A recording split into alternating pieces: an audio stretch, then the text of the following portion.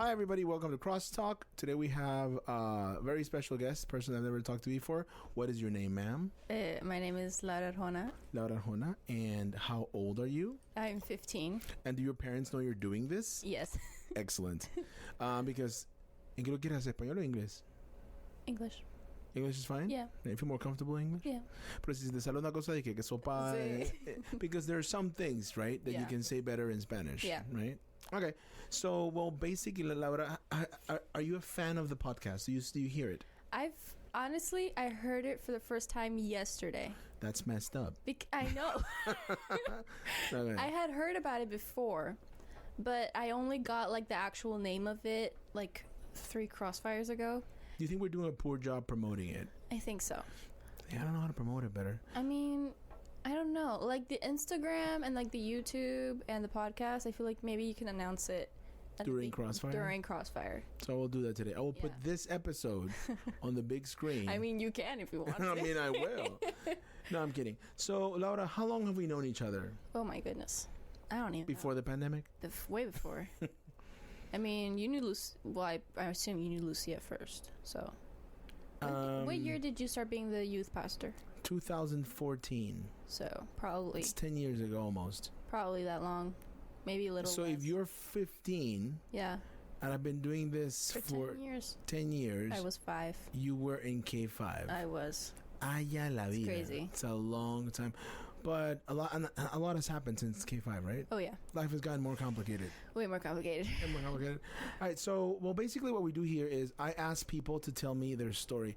And when you approached me to talk about your story, you said something that I'm going to share with the people that I think is very interesting. Mm-hmm.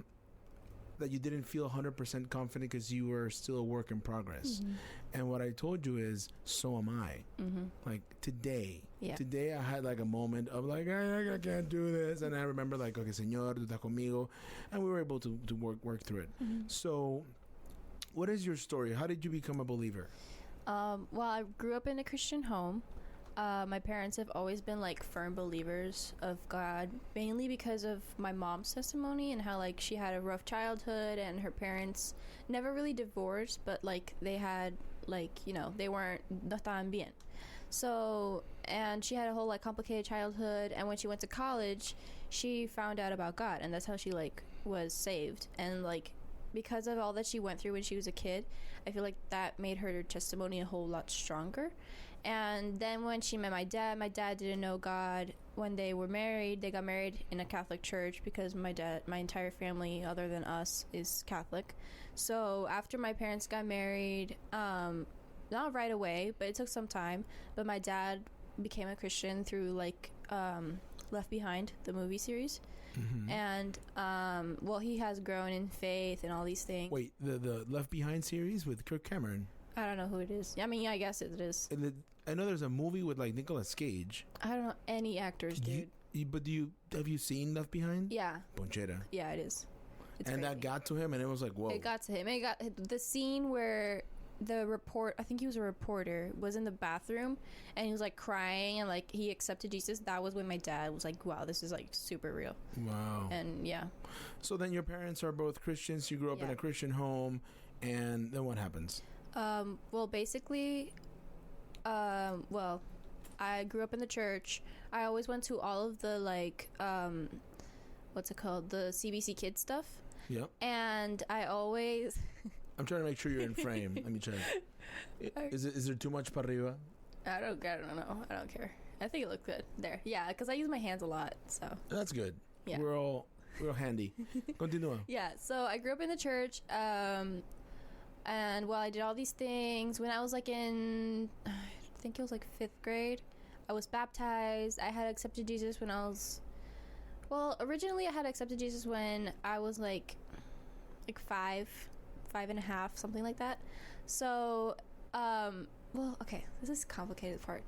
when I was like 5, almost 6, my Right. parents decided to open a business, like a clothing, like an outline. Right. And well, they I think they were open for like 2 years, something like that. Right. And it was really hard because my parents got all of their clothes directly from the U.S. So like some weekends, my dad would just like go to the U.S. on a Friday or a Saturday, and he would get there like in the middle of the night, and he would stay that night, and then like he would go to a bunch of like stores and buy a bunch of clothes, and he would come back like the same day. Right. So like it was really hard. My mom sometimes did the same thing, and my dad was in charge of the business. He was literally there every day, all day. That was his job. And so and my mom sometimes helped out when she got out of work and all these things. And then after 2 years we closed down because like we weren't making very good business. And after all that, like everything economic wise was kind of hard for us, Right. because we had to put so much money into like buying all the clothes and Right. like alquilando. And you felt that as a I kid. felt it, and I feel like I was kind of more aware of it than maybe Lucia was, because Lucia was older and she was going through her own stuff in school, you know.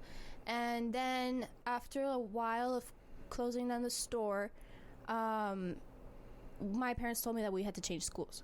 I was like, I had finished 2nd grade. I think we were in the summer break. No, mentira. They told us that we were going to leave school before we finished the school year. Okay. So I finished the school year, 2nd grade, I finished. And during the summer break of CCA, we like did the whole process of going into Dolus. We did all the tests and everything else.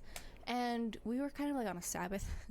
We started going back to school like in October. So like we hadn't done any school from June to October. Tremenda vacación. I don't remember it, but I'm sure it was super fun. So basically, but since it's a Panamanian schedule, I had to like finish 2nd grade there. So no me atrasé because all the kids in my grade are my age. But well, I had already done 2nd grade and I was supposed to be in like 3rd grade, supuestamente. But that makes no sense because they were finishing the school year and I was gonna be like, yay, less than half of 3rd grade. Right. So I had to finish 2nd grade. So then we changed schools and I was not happy about it at all. Lucia was thrilled because she was like going through her own things in like her grade and stuff. And I felt comfortable from where I was. I had been in CCA my entire life. And I was like, I'm good with this. Like, why do things have to change? Why change? And that was just something that was like really hard for me to process, especially because I wasn't 100% comfortable with Spanish yet. Because I spoke it, I knew how to speak it. Espérate, ¿cómo así yo? I know, it's embarrassing. Wait. Do you feel your first language is English? I do. En serio, Shula? I do. I know. Do you pray in English? I do. I think in English. Like, that's... Wait, do I pray in English? I feel like you pray both. You do? Like, I talk to my wife in English. Yeah. I talk to my children in English. Yeah. Hablo mi mamá en español. That's true. When I'm with Spanish-speaking people, hablo en español. Yeah. If I'm among Spanish, I think it's both. Yeah. I think now it might be... Well, I don't know. Pero tú hablas español completamente. Sí. Like, I was about to, like, speak a bunch of Spanish just to, like, prove my point. But Bueno, sí. See, But you weren't... I wasn't, in the moment, 100% comfortable with Spanish. I am now, but I was, like, 7 when I changed schools. And all you knew was English. All I knew was English. I spoke in Spanish, but it was like really like se sentía el acento que tenía, o sea. ¿Dónde estando casa, trabajo, abuela? Oh my god. It was bad. It was bad. And where people were like, bad. déjate rico ese y habla bien. Like, you're pretending, te estás haciendo. Yeah. It was bad. So, okay, talking about how bad my Spanish was, like my first day of school. Well, not it could have been like my first Monday of school. They have like chapel every Monday at my school, and there were several new kids that had gone into my school when I went into my school. So the principal was announcing all the new kids, and she called up like kindergarten. She was like, que venga todo kinder, que no sé qué. And I stood up and I was in second grade. That's how bad my Spanish was. I almost got to the stage and like everybody saw, the whole school was there. Everybody. And it was so embarrassing. And then you woke up because it was a dream? No. It was real. It was so embarrassing. And then your name is so español, Laura Arjona. Laura Arjona. I'm sure people are going to go like, oh, me pues la gringa. Yeah, they have. All my life. Like this year, one of my friends from school, she was like, is your dad American? I'm like, my dad.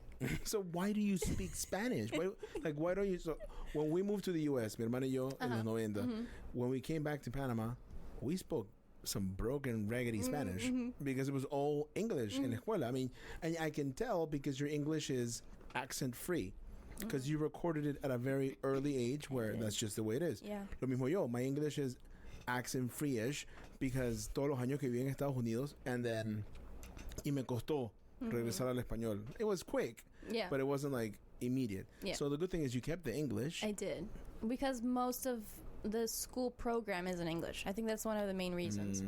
For me, it was television. I kept the English porque yo vine en primer año a Panamá and I did all my school in Spanish, pero yo veía Canal 8 and I used to watch TV and everything was in English, so I kept the English. Yeah. And my mom also always thought it was super important for me to continue speaking English. And her English is perfect. Yeah, my mom's, she's... Happy birthday, Maribel. Yeah. Did you guys have fun? Did you eat out? Yeah, we did. Nice. It was fun. She had a good time. Anyways. See, this is the podcast. We have a conversation. Normal. Yeah. So then you moved to this new school. You're frustrated with change. Yeah. When does the Christianity thing come into play? When do you God? I feel like the actual change of school really influenced my whole Christianity thing because they're so focused on the actual Christian perspective. Like all of our booklets have like verses that we have to learn to be able to do the test. When we do the test, we have to say the verse that we memorize and all these things. And like every booklet has like a different Christian character. So it's like we learn all these Christian characters and all these things.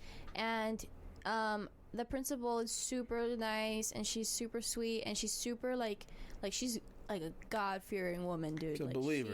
She's a believer. It's not just a job. It's not just a job. Like she's firm in everything that she does. And digo, pecadora like, como todos nosotros. Sí, claro. But like an example to follow. She's a super good example to follow. And then I kind of like, I didn't have a lot of friends. Like I had acquaintances. I've always had acquaintances. But okay, like Garra, my pana, friends, like mis panas, mis facieros, you know, it's just like not there. And when I kind of found a girl, because my grade was full boys. I was the only girl. Oh no. I was the only girl. So we have a class here where it's all girls and one boy. Yeah. It's like 7 girls and 1 boy. I know. Se mata traumado, loco. He is. It's gonna be hard. Like, no. If it was hard for me with the boys, it's gonna be super hard with the girls because the girls are like a totally different level. Completely. And anyways, so I was the only girl in my grade till like last year. Last year, a new girl came and she's super nice. Anyways, so did you immediately click because it was? I didn't. I got used to being the only girl. That happened to me when I was like, it happened like, another girl came in. It was like you were one of the guys and this intruder came in. Yeah. So I had to like self-check myself, dude. Me humilló. No me humilló, pero like, you know. Humbled you. Yeah.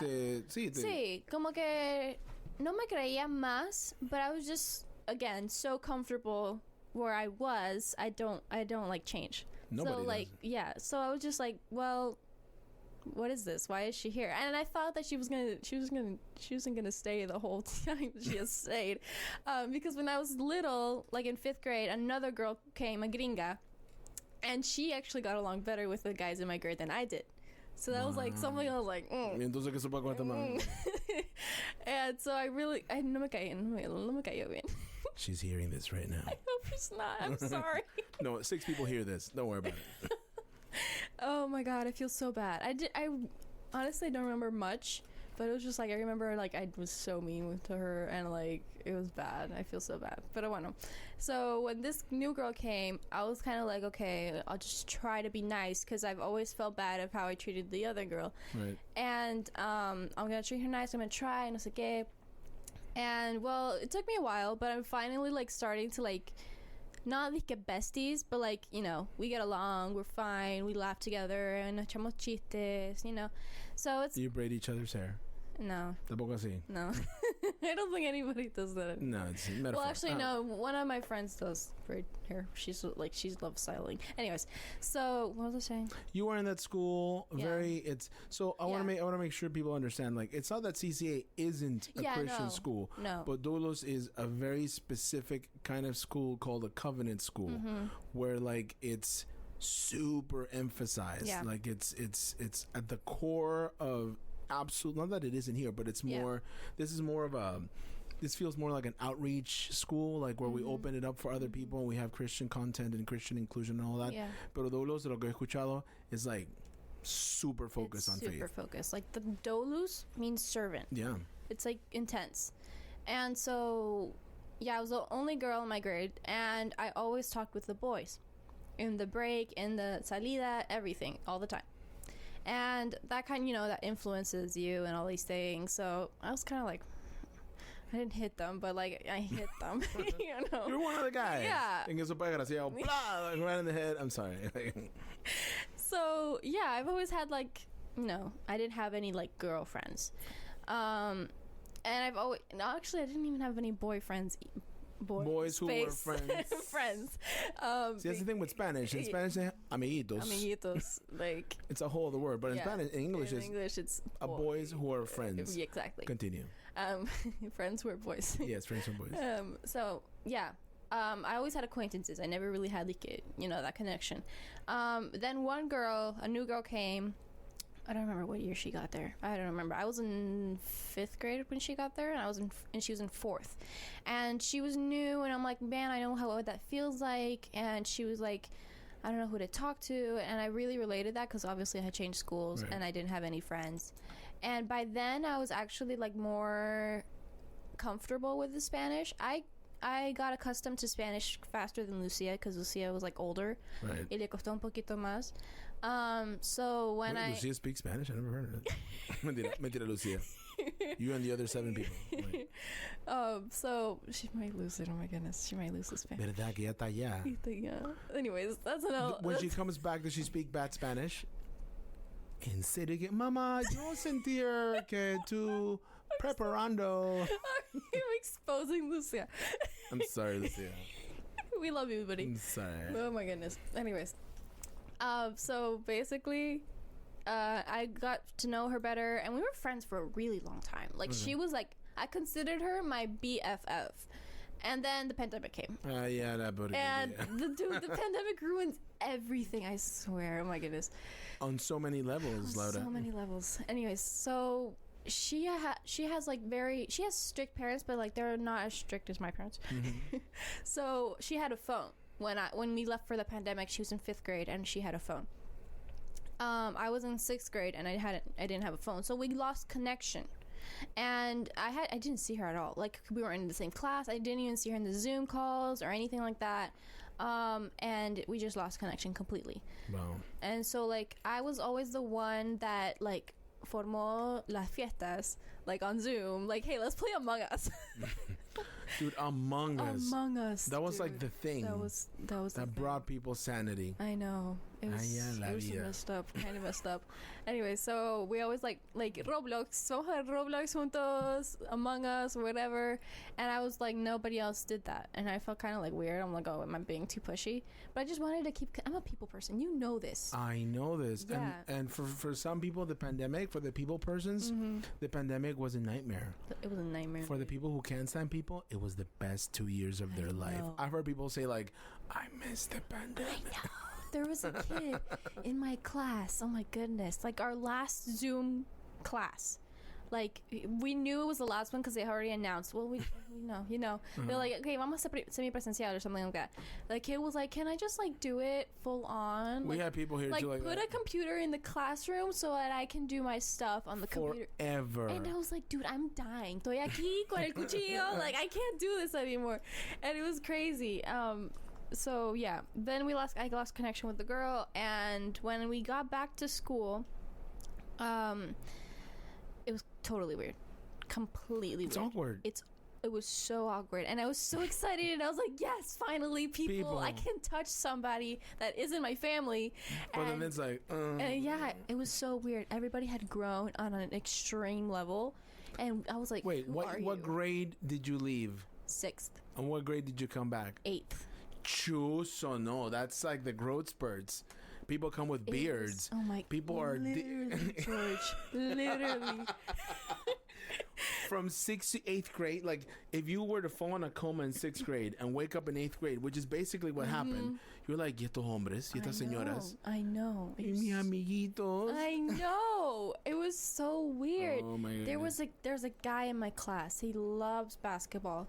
And when we were little, he was little. Like, we were like the same height. He might have been a little bit taller than me, but like not that much. And when we got back, dude was like Goliath, George. It was crazy. Do you remember every Harry Potter movie? After each movie, when they come back, they're just a little bit older, and it's kind of weird. Yeah. So you skipped like 3 movies, and all of a sudden you went from 1 to crazy long-haired Harry. Yep. Todo el mundo alto. It was so weird. And it was hard because we forgot how to do soch. Yep. So how do you... Hola, buenas. Buenas. ¿Cómo estás? De que chistes en persona. It was so weird. I was so used to like emojis. No, I can't express my feelings through graphics now. I have to say stuff and interact. Oh my goodness, it was so weird. And like, and a bunch of people had left. Like, some of my closer friends, they left. Like, there's a guy in my grade that I was super close with. Se fue. Así mismo. And it was, it happened in the church. People left. People left the country. People changed schools. The country, dude. There's kids in my old class in CCA that I thought would never leave, and they left. Así mismo. And, like, it's kind of, like, not traumatizing, but it's, like, weird. Like, no, that's the word. Traumatizing. A trauma is something, like, that just... It's an impact.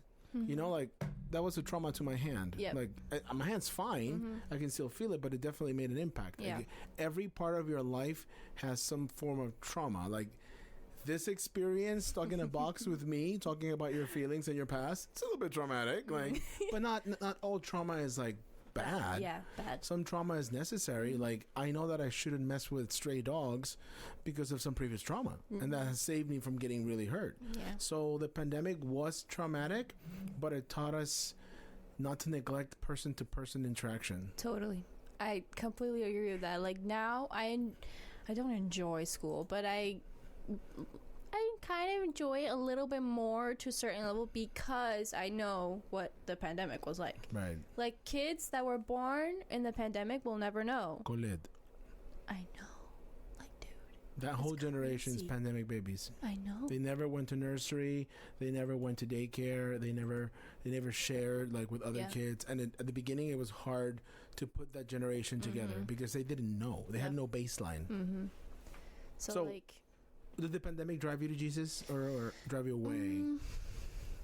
I wouldn't say away, but I wouldn't say towards either. It was kind of like in el medio. Like, I didn't do anything, but I didn't, like, hate God or whatever.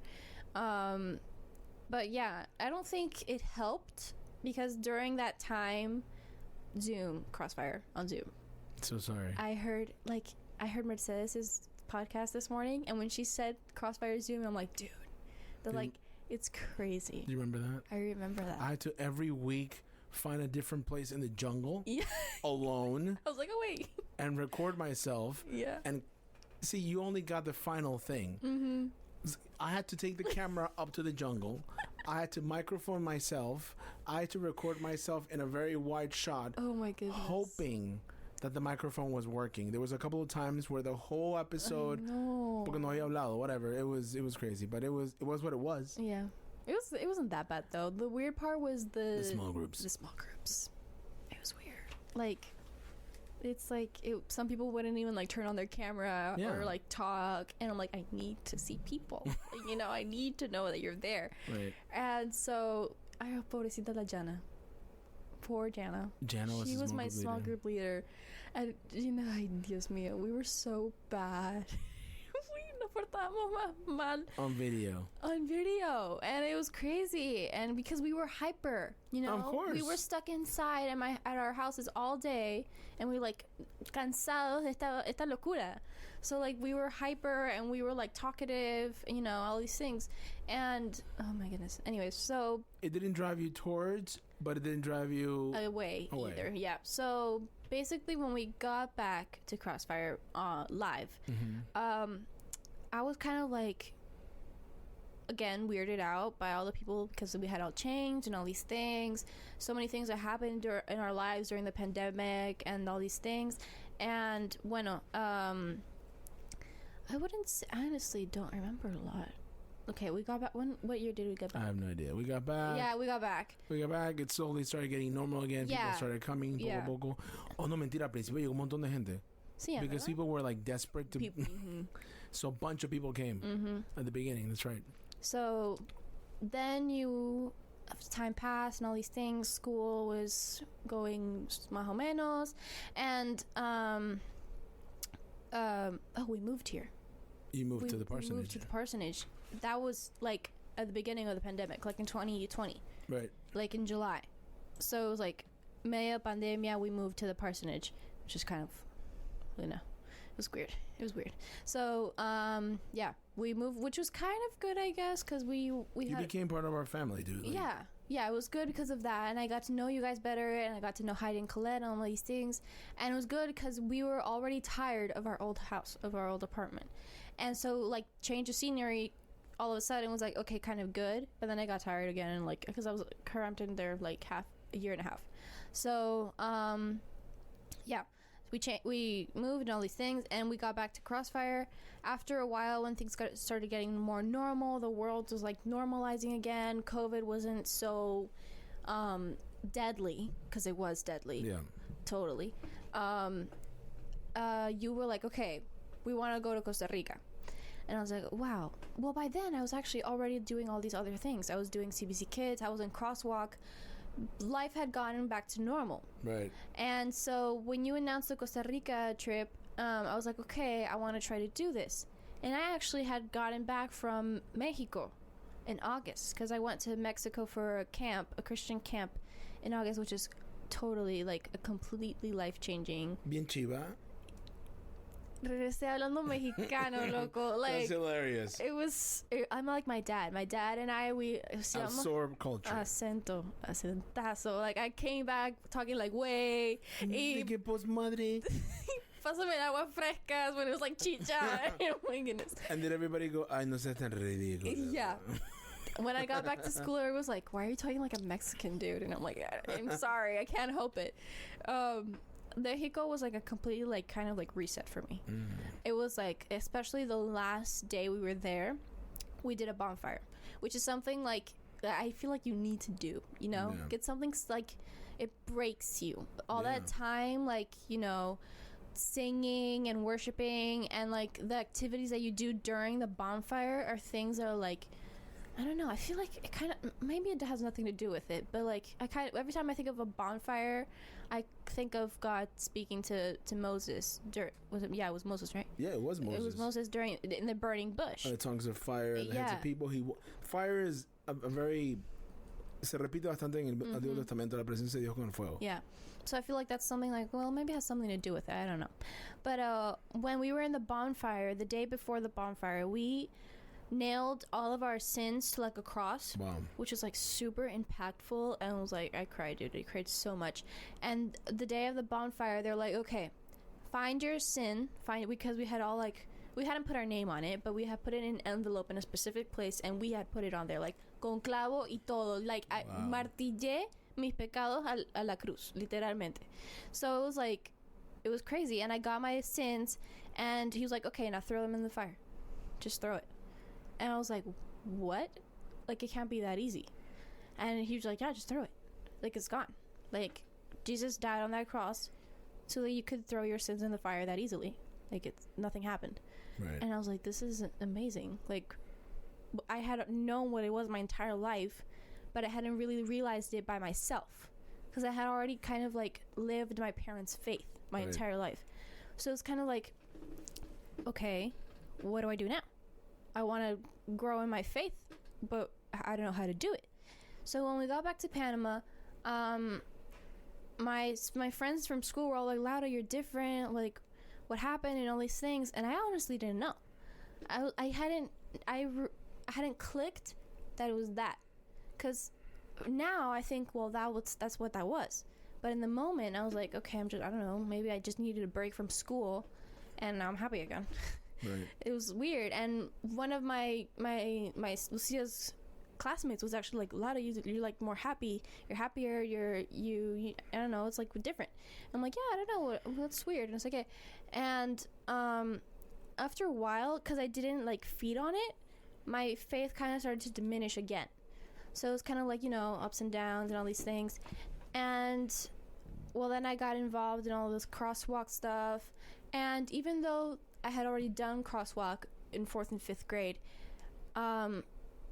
listening to Mrs. Harrell's like talks was like really like, even the lesson was for the kids, but like the lesson was also for me. And those are really good lessons. Those are really good lessons. And we did Narnia. Oof. And all these things, and I was like, wow, okay, I need to like do something about this.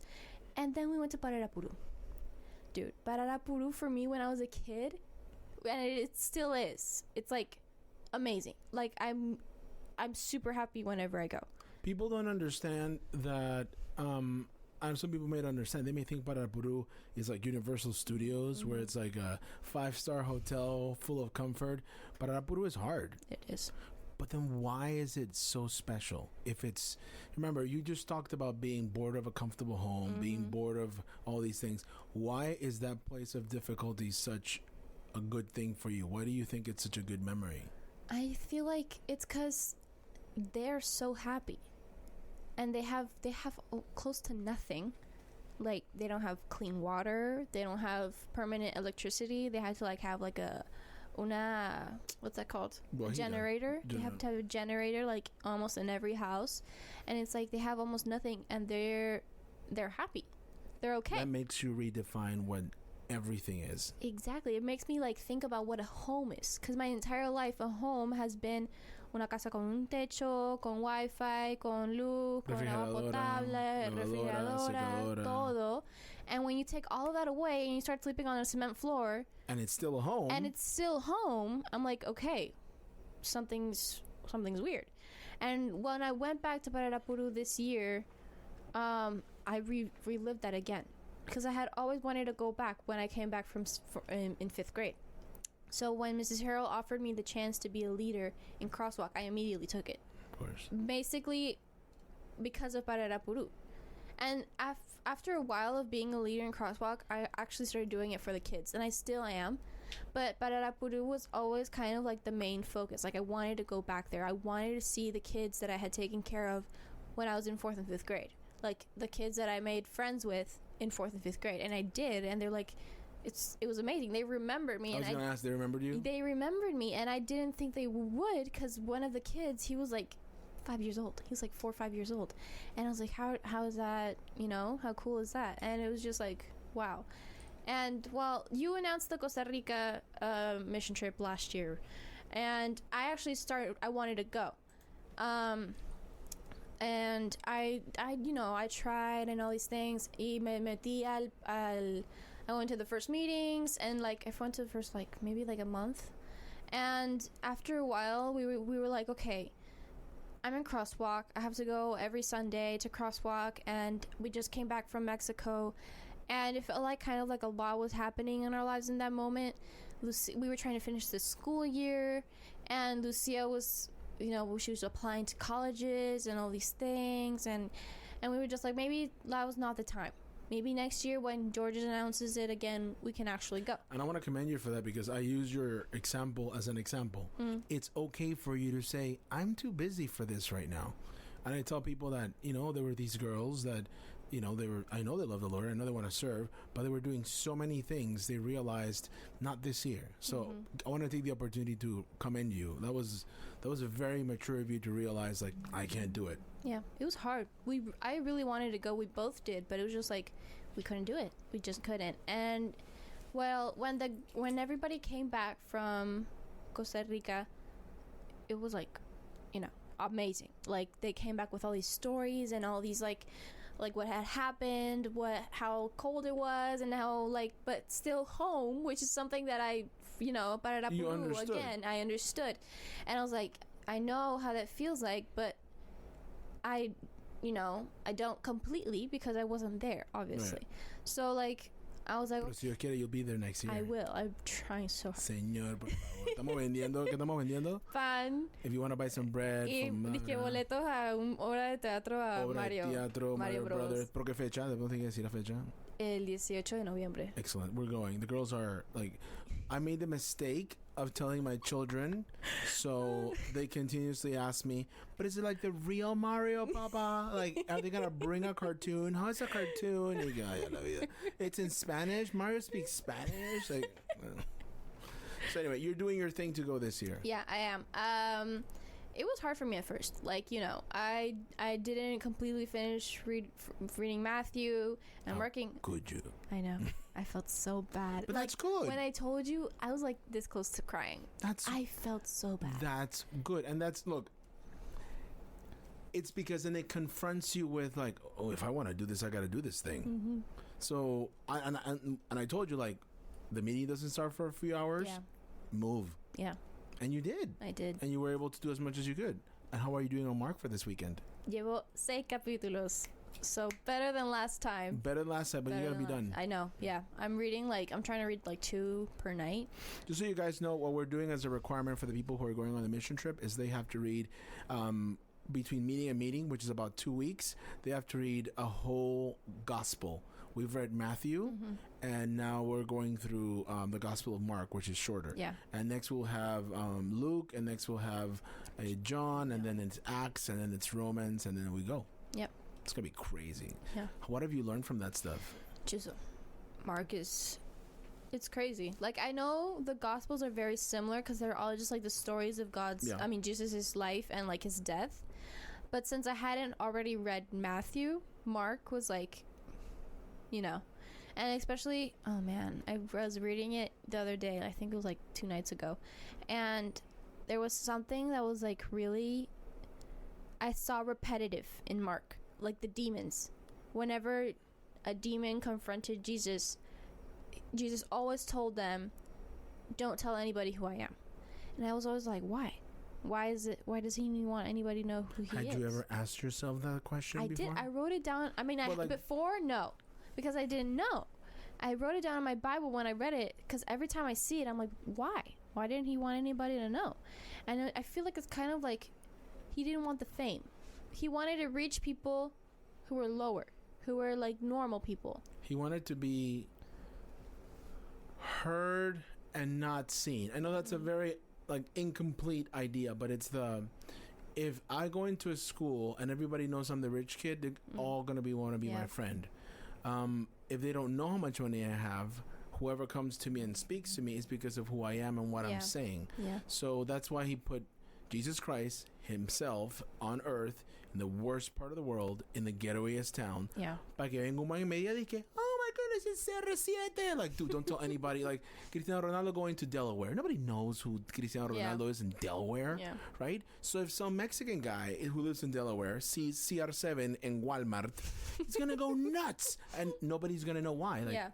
So it's the same thing. Man, just keep it on the DL, dude. But yeah, I like that. I like that. You never noticed that before, and in this reading, you're they know who he is. Yeah. He's a celebrity. Yeah. And I was always obviously the demons are afraid of Jesus. Terrified. They were peeing their pants. Yeah. Please don't send us every time. There's nobody that goes, there's not a single instance of, Jesus, choose your weapon. Let us fight right now. It was just immediately pleading for mercy. I was reading, I think it was Mark 6 or 5, where it was one instance where Jesus like, also something else. Oh, wait, hold on. Okay, so Jesus like came off the boat immediately, and there was like a guy in that village that was possessed, right? And he like lived in the tombs and all these things, and he like cried at night, and you could, everybody in the village could hear him. And immediately when Jesus landed, when he got to that village, the man came, it says in the Bible that the man came running down from the tombs and started pleading.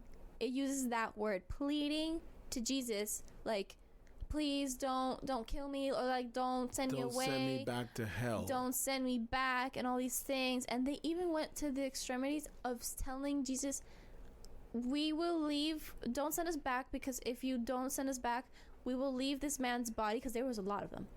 Jesus asked, a legion, dude, a legion.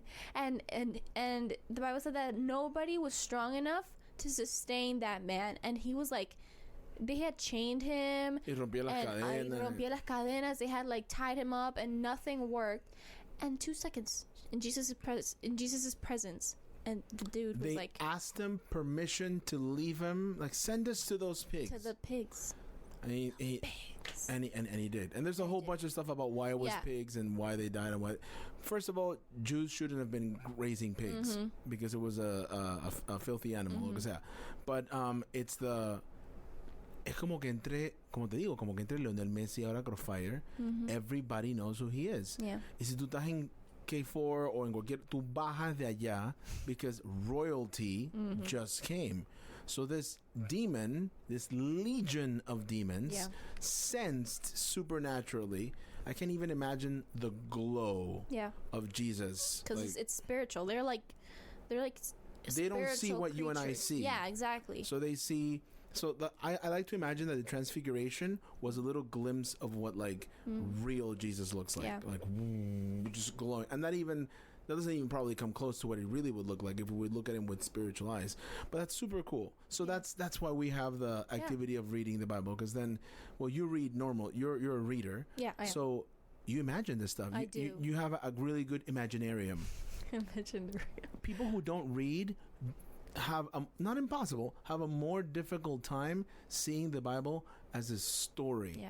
Because when you're describing this, he brought from the tombs, I'm imagining the rocks, the tombs, the creepiness, the guy smelling. How would he look? Yeah. His face must have been all messed up. Like how he pleaded with Jesus Christ. It says that he cut himself with stones. And I imagine, that moment whenever the demons forced him to hurt himself. And that's what like Satan does, spiritually and physically. He hurts us. He makes us hurt ourselves. Right. Because like when he's like, chuzo, ve a esta fiesta, like drink like crazy, and do all these things, we're hurting ourselves. Right. Like willingly, we're hurting ourselves without even realizing it. That we're being influenced to. Yeah. But it's good to know that Jesus has authority. We're probably going to, I'm preaching this Sunday again, or we're going to talk about the authority. Here in Gamboa. I preached in Gamboa last week, and this week I'm going to preach here. Okay. I'm going to do the same sermon because I think it's relevant. Because lo que está pasando en Israel and Palestine, which is que locura. Crazy. We're going to talk about that later. Yeah. So then you go to Mexico, you come back here, you want to go to the mission trip, you can't go to the mission trip. So... And they come back. And then they come back, and they're all on fire for the Lord. Yeah. And Lucia left. Which was, it was, trauma. It was trauma again. Change again. Did you see it coming? Okay, what was more traumatic? The change or the loss of your sister, or a little bit of both? I think it was more both. It was both. Because I knew it was coming, but I never really wanted to accept it. So instead of being a normal person and handling it in the normal way, I decided to be like, okay, Lucia's not leaving. She's not. I denied it completely. The river in Egypt. Yeah. Denial. Oh my goodness. This isn't happening. I know. Lucia's in the bathroom. She's been there for 2 weeks. Yep. It was like that. How did that work for you? I denied it completely until the day that she left. The day we went to the airport. We were in the airport and I was still denying it. And we were waiting for her we were spending our last minutes with her or whatever. And I was talking with her and all these things, and I was still denying it. I told her, Lucia, this is a bubble. Don't burst it until you are on that plane on your way to Arkansas. And I was like, I denied it completely. I didn't want to believe it. So she left, and that was like change again, which is something that I'm starting to see now, that change is like a really big thing for me. The only constant is change. So yeah, and God's giving you the opportunity early in life to deal with the fact that things change, dude. Mm-hmm. And bueno, she left, and I was depressed. You were a mess. I was a mess. Like, it was crazy. And Did you think it was gonna be that bad? No, I didn't, because I denied it. No, but like, oh, that's right. You did not allow yourself the preparation process. Mm-hmm. So if you know you're gonna get slapped in the face, I'm gonna prepare myself. If you're gonna prepare yourself, you're gonna sobarte la cara un poquito. Depende, te pegas un poquito para ver que se siente. You're like, okay, dale. But you denied the slap was coming up until it hit you, not even here. Mm-hmm. Lo que te dijo que te estaban garanateando fue the stinging in your face. Yeah. Obviamente te tumbó. Yeah. It was a mess. Were you crying a lot? Oof. Almost. Okay. Like, almost every night. Like if she died? Yeah. Because it's a loss. It's a loss. It's a loss. Because it was weird. I just started 9th grade. And I don't remember if she left before or after we started school. Oh, no. She left after I started school. Like a week after I started school this year. And I think that was kind of good, I guess. Because, well, no, actually, I think it was bad. Because I actually got accustomed to having somebody to go home to. Because Lucia was already graduated. She didn't go to school. And I was like, okay, I still had other people there. I could communicate with other people. Right. But when I got back from school to home, Lucia was already there waiting for me to, like, eat lunch, ask me how my day went, all these things. So when she left a week after I started school and I started going back home to nobody, it was hard. It was extremely hard. I ate lunch. I still eat lunch by myself, and I had like more time to think about other things, and like all the things that I took for granted that I did with Lucia. I even like took for granted the fights that I had with her, because it was like a sibling bond in some way. That's the bond that you have with your siblings, and I feel like if you don't fight with your siblings, you don't have a good bond. Because, like, and it's like, you don't... I know that sounds like crazy, but you have to have... If you don't understand that, you don't have brothers and sisters. Yeah. Fine. I love my sister, but we have arguments. Yeah. But, like, not Cain y Abel. No. You know what I mean? No, like, yeah. And through those arguments, we become closer. Yeah. We understand each other more. Yeah. And I feel like in some way we get to know each other.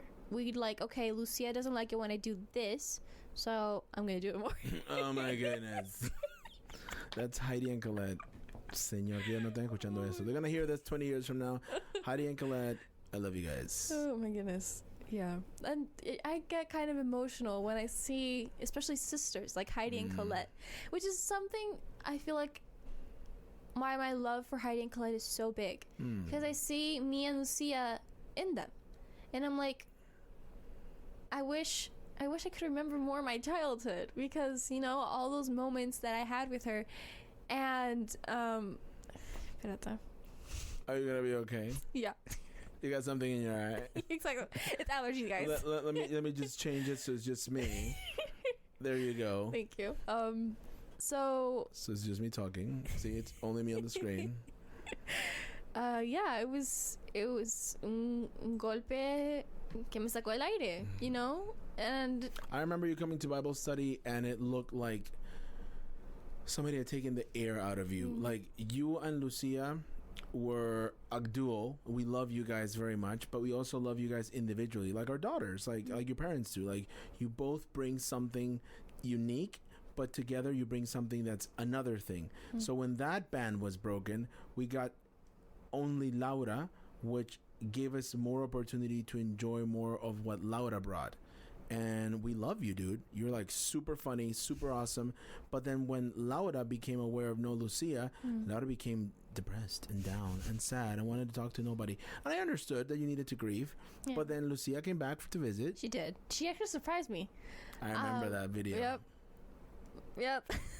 It was such a dumb way to surprise me because we went to the airport. How happy did you feel? Dude, like, otros extremos. Like, the dopamina. And it was like... How long it took for you to start fighting when she came back? Thinking el carro. No, because you loved her and you missed her so much. But yeah, not that long. Not that long. Because you were bonding and growing closer together. Yeah, exactly. Yeah, and you know, when she came back. Oh man, she was gone. She left in March and she came back in June. How long was she gone? How long is that? March, April, May, June. 3 months. Just 3 months. And your whole world collapsed. And it completely collapsed. That's building on sand. Yep. And I'm telling you because not as I gotta figure it out, because like if something happened to my wife and my daughters, my world would collapse. So in a way, I'm also kind of building on sand. I have to, and we all have to build our house on the rock. I know it sounds like something we say all the time in church and very churchy, but it's not until your sand built house collapses that you realize that it's arena. Yeah. And I know, I'm realizing now that, like, that time for me was really bad. Like, I was drowning in my sorrow. That sounds so exaggerated, but I literally was. I wouldn't eat. Since nobody told me to eat when I got home, I wouldn't eat. Wow. And, like, I would tell... I'm sorry, Mom. She knows. I hope she knows. She probably does. But I told my mom that I ate when I hadn't eaten. So... And then, like, I ate dinner because my parents were eating dinner. Okay. But I wouldn't eat, like, breakfast or lunch because, you know. I mean, you were mourning. Yeah. You lost your appetite. Yeah, I did. So then what happened when she came back? How did things change? When she came back, I changed myself. Myself changed. I was happier. You know, you saw it. I saw it. You saw it. You came back and... You said it. And I realized that, okay, Lucia is going through a different phase in life than I am, and I have to deal with that. I have to accept it at some point, because it's going to be 4 years of difference, you know? And right. I always knew that we were 4 years apart, but I didn't really understand what that meant until she was actually gone. And it was like, okay, Lucia is gonna leave again, and I had to prepare myself this time. And I think... What does that mean? Did you prepare? Better. I mean, okay. Better than the first time, for sure. Yeah, better. Because she wasn't here that long. I think she was only here for like a month. Half a month or something like that. Right. No, half a month. No, she was here like a month.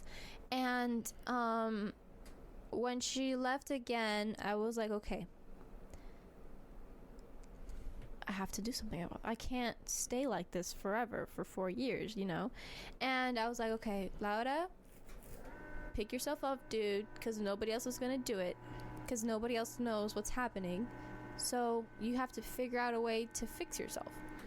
And I feel like that, for me, is like socializing. I'm a people person. You are. And me había apartado la gente. Because I still, everybody's going to leave at one point, you know? And my parents are going to die. My friends, we might not see each other again after we graduate high school. And, you know, all these things could happen. Change is the only constant. Change, exactly. And I'm not good with that. I wasn't good with that for a long time. And I was like, okay, if this is where God comes in, if everybody else can leave, what's the one thing that's gonna stay? Dios, loco. Like, that's it. That's like, it might sound sad and all these things, but like, because Lucia left, I found God in my own way. And I was like, because I had all these things that my parents did, I feel like didn't work, you know? And my mom, she always prayed and all these things, and she prayed in so many ways, and like, and my dad, he's more of a service person and all these things, and none of that worked for me because it wasn't mine. So when something of mine, well, she's not mine, but when from your experience, from my experience, when she left, I wanted to find something that wouldn't leave me. Any moment of any day of any year, nothing. So like when I actually figured it out that it was God, it was like, okay, I need to. Chuzo, Laura, mi corazón está rebosante de gozo and joy because you have found the secret of life. That's the answer for every question. That's what Solomon wanted to know at the end of Ecclesiastes. I have all this money, I have all this power, I have all this food, I have all this everything that any man could possibly think they want, and I'm still not happy. This is terrible. And Job, I've lost absolutely everything, but I still will worship you, God. Like this is the only thing. This is the rock. When I met Jana, I told her, do not put all your hope in me. I will disappoint you. And I don't know if you saw Marina's podcast. Marina's mentor told her, before we start our relationship, I will disappoint you. I will do something or say something that's going to disappoint you about me because I'm a broken person too. So do not, and I'm telling you, and I'm telling everybody, and I tell people in Crossfire, no me sigan a mí. I will disappoint you. I do not follow Jorge. Do not follow Paul. Do not follow Peter. Do not follow Steve. Do not follow Billy Graham. And he would tell you that. Do not follow Pastor Bob. Follow Jesus Christ. That's the one thing who will never move. Yeah. And so happy that you were able to realize that at 14, 15. Yeah. And, you know, it's been a struggle. Lucia left again, obviously. And, well, that's something else that we have to work on, communication. Something that's really hard for us to do because we've never been apart. Right. So, you know, she's doing a bunch of things that I thought we would do together, you know, and I was like, well, okay, I have to find a way to be okay with that because she's older, obviously. Lucia is 19. Oh my goodness. I know. She's not. She's 15. And you're 9. Forever.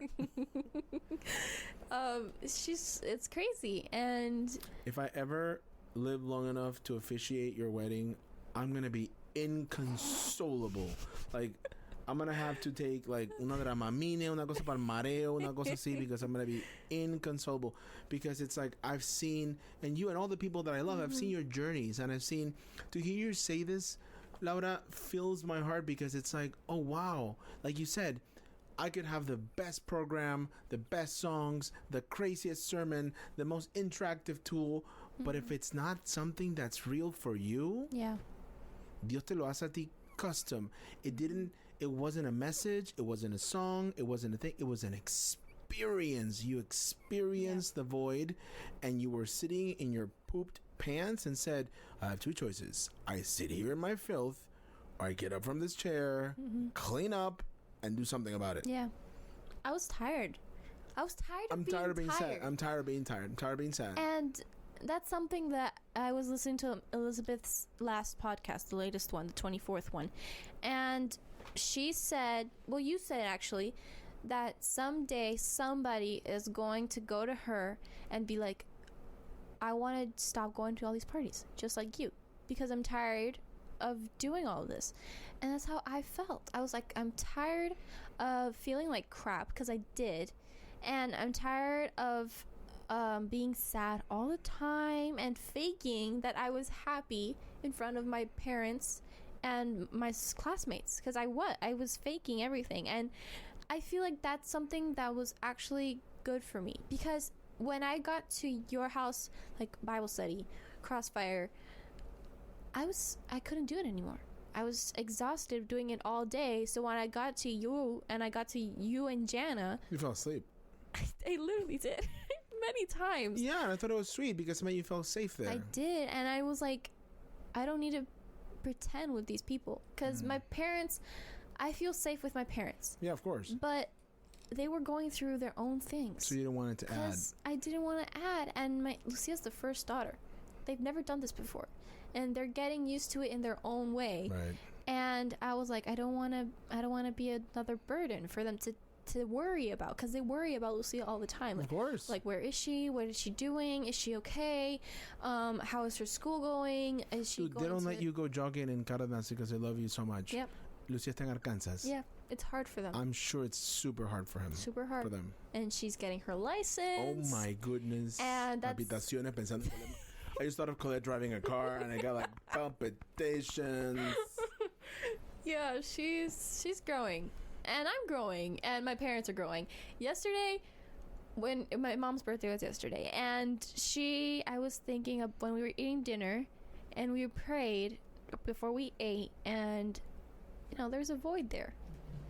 I kind of felt it a little bit more yesterday, because mi pobre madre, she does so much for us, and Lucia wasn't there, and I know that's something that really not bothers her, but like it hurts, because she was there for my dad's birthday, she was there for my birthday, but she couldn't come for my mom's, and I feel like my mom does so much for us, and you love your mommy, right? Yeah, I do. She's a great lady. Your mom's a fighter. Yeah, she is. I love her, and we love her and respect her, and she's... Both my parents are incredible, and I don't say it enough, but they truly are, and they've done so much for me and Lucia. And it's hard for them to let Lucia go, and they're in a way, because we are, and and I was thinking of what we were doing last year today, like yesterday.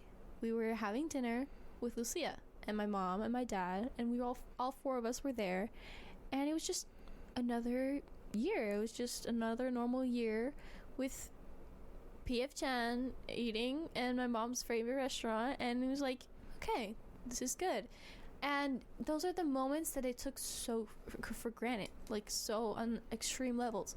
And now that no sabes lo que tienes hasta que se Yes. Until it disappears. There's this guy, no sé lo que tienes porque piedras trae. Like, wait. Cuando el río suena hasta que lo pierdes. Yes, no sé lo que tienes. You don't know what you have to you lose it. Yeah. And that was like another reset button. And I'm taking care of the crosswalk kids again this year, and I'm pretty sure I will until I graduate. Like until cada año que pueda, I will do it, because nice. I love it so much, and I love seeing the kids growing. Because as soon as they come out of crosswalk, they go to Crossfire. And I was the last worship night that we did, I took care of Camila, Angie, Diana, all these kids, Emmanuel, and like there they are. They'll be here tonight. They'll be here tonight, and I saw them in the worship night break down immediately, and I'm like, wow, it's like those kids have grown so much in such little time that I've taken care of them on every Sunday. Nada más en la carnavales, no sabes, and it was like, that's another thing that like kind of impacted me, and I was like, wow, this is real. This whole faith thing, which for other people may seem like, ay, esa porquería de la fe, cosas que me están enseñando nada más desde que soy chiquita. Eso es leyenda como Santa Claus. And it's like, no. And that's what I thought my entire life. Do you remember The Force Awakens? Kind of. Do you remember that's the one with Han Solo? The Force Awakens? When he dies? Yeah, when he dies. Yeah. Spoiler alert. When Han Solo. Do you remember when they meet him and he goes, I used to think like you. I used to think all this Force thing was mumbo jumbo, but turns out it's real, it's kid. Real. This Jesus thing, it's real. Like God, Holy Spirit, it's real. The Bible is true. This stuff happened.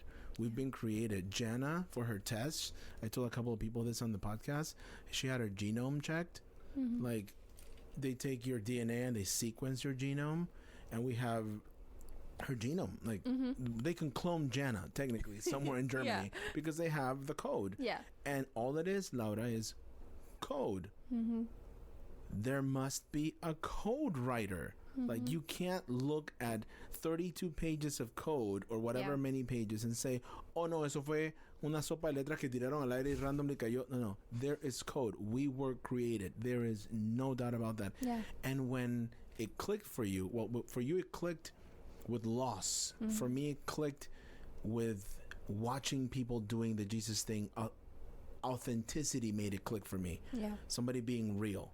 And that's why I try to be real. Like, you know, I am with you, like I am with everybody, and I don't become this other person at home. Like, I'm me. Broken, faulty, lo que sea, because I think authenticity really, really works. And I'm going to tell you, today was a really rough day for me, man. Like, I'm also in the process. I had, like, conversations of anger with God today. Why is this happening? ¿Qué está pasando con esta porquería? And then I remembered my own medicine, and I started listing things that I'm grateful for in the car while I was furious. I was like angry. I was sad. I was scared. I was just super. I was starting to get an anxiety attack. I could feel it coming, the anxiety, los nervios y la cosa. And I remembered anxiety cannot exist in the same place with gratefulness. So I started naming things. I'm grateful that there are no rockets hitting this city right now. I'm grateful that I did not have to bury my child today. I'm grateful that I'm probably going to have lunch in a little bit. I'm grateful that my wife is next to me. Detonó. I'm grateful that Jesus is Lord. I'm grateful that toda esta cosa fue bajando. So when you wanted to say your story and you were worried that you didn't have much to say, you've had an hour of stuff to say. Oh my goodness. And it's so good. Everything you've said is so, like, awesome and, like, real. And I want you to know that your story is being written, my story is being written. I don't have it all figured out. I have a brokenness in me constantly that I have to go to God to, and everybody does. So I want to thank you for wanting to do this, wanting to share a little bit of your story. I'd like you to come back, like, later at some point, maybe after Costa Rica, and tell me your story after that, and maybe have Lucia come over one day when she comes back. She's coming for Christmas. I'm gonna ask her to do it en español para que pase su vergüenzón. De que, yo cuando estaba en la Arkansas, íbamos a comer a TGIF Fridays. Qué ridícula. Oh no, but yeah. Thank you for being here. Thank you for joining us. We continue praying for you. We have Crossfire in about an hour, so I'm very excited about that. Spoilers. Mandamos a hacer pulsera de Crossfire. No. To raise funds for the ministry. Yes. And we have them here today. ¿Las van a vender? Yeah. ¿A cuánto? $3. Chus, I only brought $1. It's okay. Like, yo te fío. Yeah, okay. Pero fío con interés, que serían 5. Gracias por venir. No, I'm kidding. So, let me pray for you. Señor, gracias por... My goodness, I do it in Spanish. Señor, gracias por Laura. Thank you for her life. Thank you for... And I say that a bunch about people. Thank you for your life, but I really mean it. Thank you for Laura. Thank you for the experiences and the person that she is. Thank you for the joy she brings to my family's life, to my life, to my wife's life. Thank you that you've given us the privilege of front row tickets to her journey. It's such an honor. And when she does the amazing things I know you have for her, which could be anything from being president of the galaxy to just being an awesome wife and mother and friend, we'll be able to know I knew Laura. It'll be awesome. So thank you for her. Thank you that you thank you that pain and difficulty and separation are tools that can lead us to you. And that sounds crazy to thank you for that, but it's true. It's like when cuando se nos cae el piso, we realize that we don't fall to avoid, we fall in your hands. And that's wonderful that your hands are there, God. I want to ask you humbly for Laura's low times, which we all have, that she remembers her training, that she remembers who's in charge, that she remembers that you're there, God. And help me with that too, God. You know I need you every single day. Thank you for this time that we get to live. Thank you for the experiences we have. Thank you that the Arjonas are our neighbors. Thank you for just conspiring to have our families be so close together. And also thank you for Maribel and Another Day of Life, and for I almost called your dad Ricardo. Thank you for Franklin, for his life. Thank you for all of them, Lord. And we love you, Jesus. And it's your name we pray. Amen. Amen. All right. Thank you for joining us. Can I say something really fast before we Yes. finish? Okay. When I was listening to Elizabeth's podcast, at the end, she said that if you need somebody, like, ask for help. And that's something that maybe you're not comfortable with, because some people are like, okay, I can do this by myself. I can find a way to fix this. I can do it. I can do everything by myself. I don't need anybody's help. But we all need help at one point. So, like, if you don't want to be like, oh, no quiero ser la santita que va a la Biblia para todo, okay, that's fine, but ask somebody for help. Either, I don't know, your parents or your sibling or your friend. Like, be de ayuda. Open yourself up, because if you don't, you're just gonna bottle all of that, like, anxiety up, and you're just gonna, like... I think it's also important who you ask for help for. Like, it shouldn't be the person next to you getting drunk in the bar. No, claro. You know, ask for... I'm not saying it has to be me or my wife, but, like, look for someone whose life... someone who seems to be having a success in their spiritual life. I don't know how to say it. Like, I look for people that I see that have this glow. I can't explain it. Like this joy about them. This you know, this Jesus thing glowing in them, and seek them. Yeah. All right. Thank you, Laura. You're welcome. Have a wonderful day. Thank you for having me. You got it.